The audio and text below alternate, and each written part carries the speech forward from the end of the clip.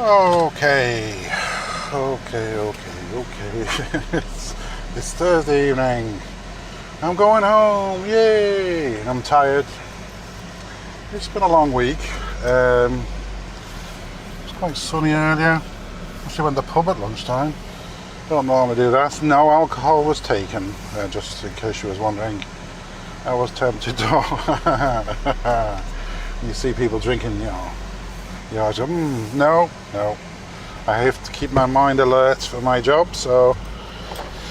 But now the weather's looking rubbish, the sky's grey. It's not rained yet, but I'm sure it's going to.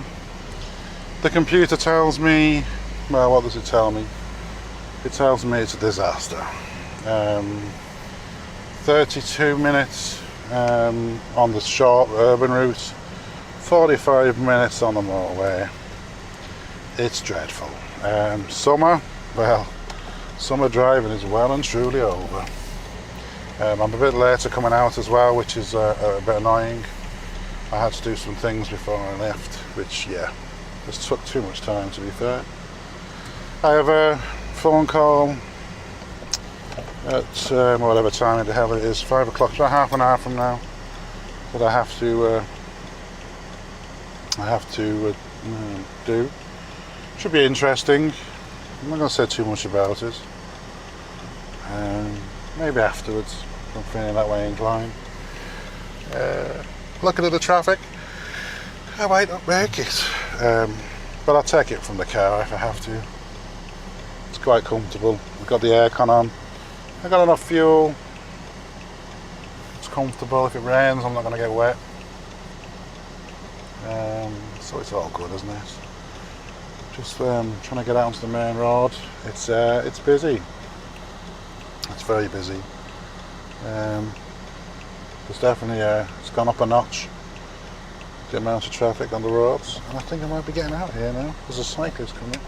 I don't care about a cyclist. Whee! That was close. He certainly didn't slow down for me now. But I suppose if he hits me, there won't be much damage, would there really? He'll probably just bounce off. Ba-ding! Yeah. I don't know what that noise was. It certainly wasn't the noise of someone bouncing off the car, but death on a train. It should be a book. So anyway, I've spoken probably about it before, but I used to live in a town called Drogheda, and I used to commute by commuter train every day to Dublin.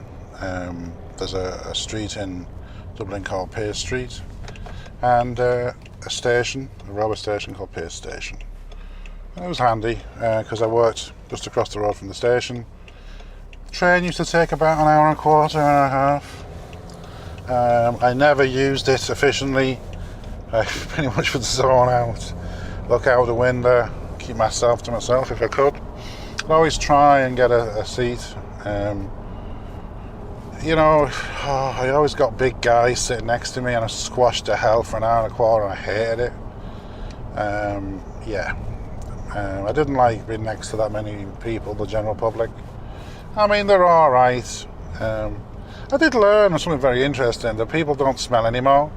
Very few cases of BO, which is good. No one likes BO. I think that's a general consensus. But you know what? I did realise how many people's breath smells really bad. I know there was a term was actually invented. I think it's halitosis is the term for bad breath. And it was dreadful on the train. I mean, wow. I mean, it's obviously something I'd be conscious of, and I was carrying mints with me. And I don't know how you tell someone. I mean, how do you tell someone you smell from your face? It's a funny one, isn't it? Certainly people I know very well, family, kids, I'll tell them, oh God, your breath stinks. That's usually the way it's done. I'll just give them a mint. I do know, I said to maybe the kids, I said to them, do you want a mint? It's a code word or phrase for, God, your breath stinks. And you can't help it. I appreciate that. I have noticed that vegans and vegetarians suffer particularly from this. But I wonder in the mouths, sometimes if you're a bit dry or you've just got up, you know yourself, don't you? You've got dog breath. So I'm not quite sure how that works. Or maybe they just don't have anything on them. I mean, I keep pretty well hydrated. And hopefully that helps stem off any chance of dog breath. Just having some water. So yeah, so on the train, being very close to people. In the main, they smelt fine, body-wise. Occasionally you get somebody who hadn't discovered deodorant yet. It might be a little bit on the fresh, sweaty side. Not that a nice thing. I don't think that's a nice thing. Certain circumstances it might be, certainly not on a train. Dog breath was a thing. And it's always hard telling people. It's always hard hiding the almost automatic look of disgust on your face when you get a whiff of a bad smell like that. It's funny, isn't it?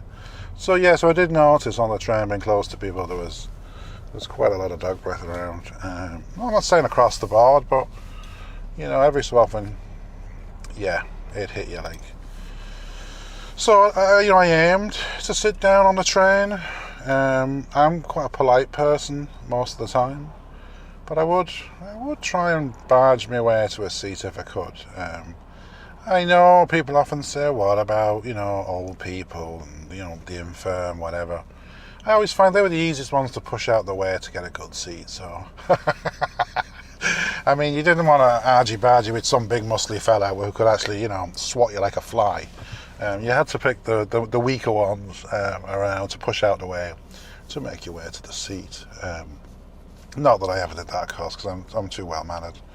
But I'd always try and get a seat. I did find a few times I stood for over an hour on the train on the way home because there wasn't a seat, and it actually really hurt my knees. I got bad knees through it, to the point where I was crippled in agony, and I needed a crutch to walk around. And I did notice getting on the train in Pearse Street that if I had the crutch in my hand, people would let me get on the train. It was fantastic. It was like a magic pass.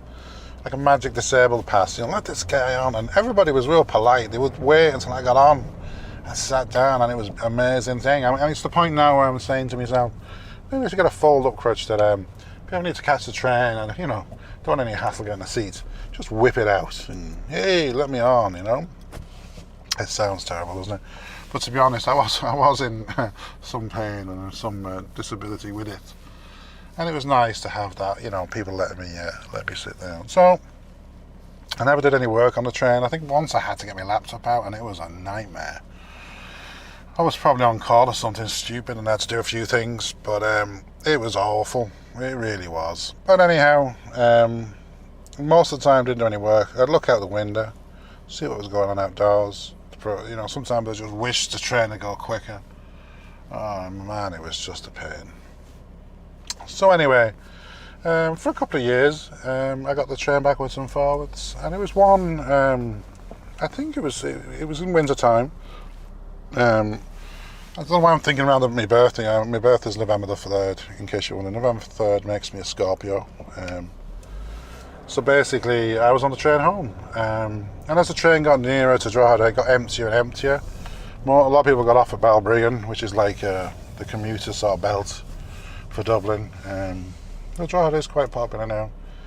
But I would have been. The train was slowing down. It was dark. It's pitch black outside.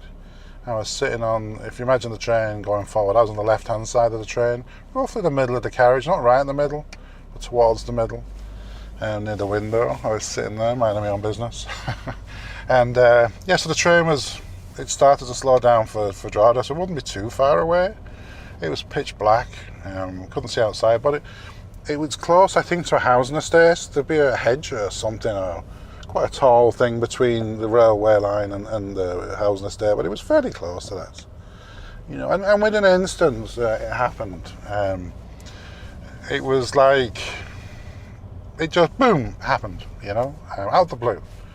And essentially, I think my head was about not less than a foot away from the window. I wasn't leaning against the window now, but it was about a foot away.